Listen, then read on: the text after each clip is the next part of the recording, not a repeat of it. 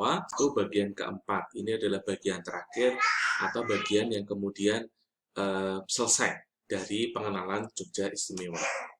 Seperti tadi sudah diungkapkan di awal bahwa pentingnya program Jogja Istimewa ini adalah untuk mengenalkan keistimewaan Yogyakarta dengan segala nilai-nilai luhur yang ada di dalamnya.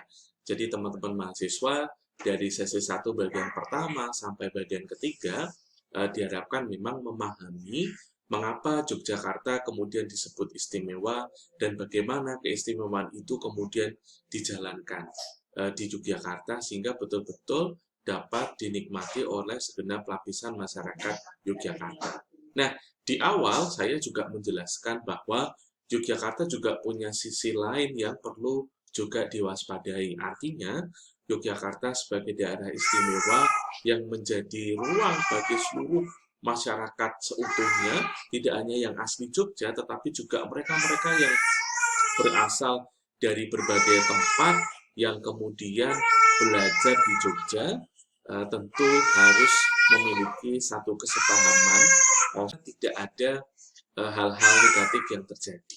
Nah, tentu saja dalam konteks ini, kita tetap harus melihat bahwa Yogyakarta menyimpan potensi konflik tetap, gitu ya.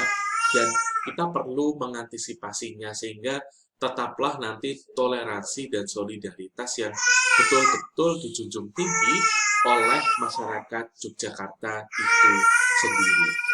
Maka memang penting untuk kemudian diperhatikan tentang berbagai macam hal yang menjadi potensi konflik itu sendiri.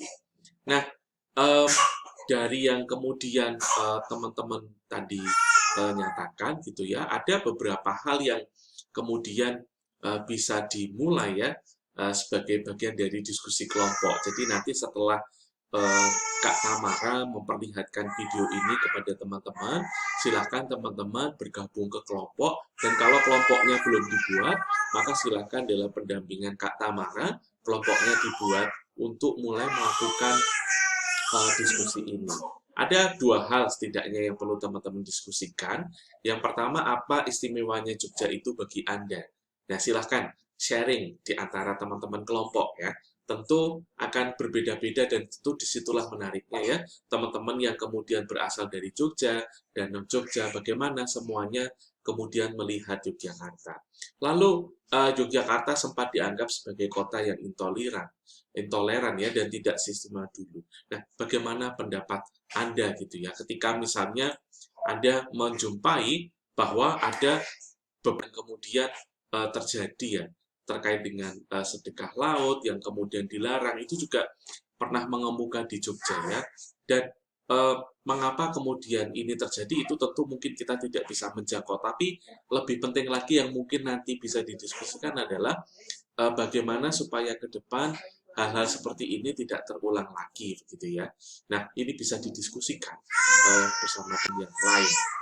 Dan tentu menutup sesi ini, pemahaman utamanya itu adalah masyarakat harus bisa menghargai perbedaan yang ada, sebab itu menjadi bagian dari keistimewaan Yogyakarta itu sendiri ya, karena kemajemukan adalah kenyataan yang tidak terhindarkan, dan Yogyakarta yang istimewa yang sumbernya dari nilai-nilai luhur yang tadi sudah kita buat, itu betul-betul bisa memberikan satu perspektif tentang Bhinneka Tunggal Ika. Jadi selamat berdiskusi bersama dengan kelompok. Saya berharap teman-teman nanti dalam proses diskusi betul-betul bisa memupuk sikap nasionalisme sehingga teman-teman ketika memahami bahwa Jogja istimewa itu juga semakin memahami bahwa Yogyakarta itu betul-betul menjadi sumber dari cinta tanah air yang itu semoga juga teman-teman dapatkan. Terima kasih, ini adalah akhir dari sesi 1. Silahkan didiskusikan dan nanti jawaban-jawabannya ditulis ya, perwakilan saja salah satu kelompok untuk kemudian nanti dikirimkan ke email saya kuliahrangga@gmail.com. Nanti silahkan diberi judul Jogja Istimewa Kelas A, lalu silahkan kemudian teman-teman kirimkan di sana sembari nama-nama anggota kelompok bersama dengan NPM masing-masing.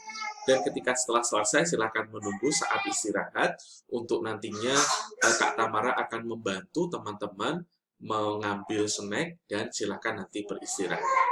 Terima kasih teman-teman semuanya.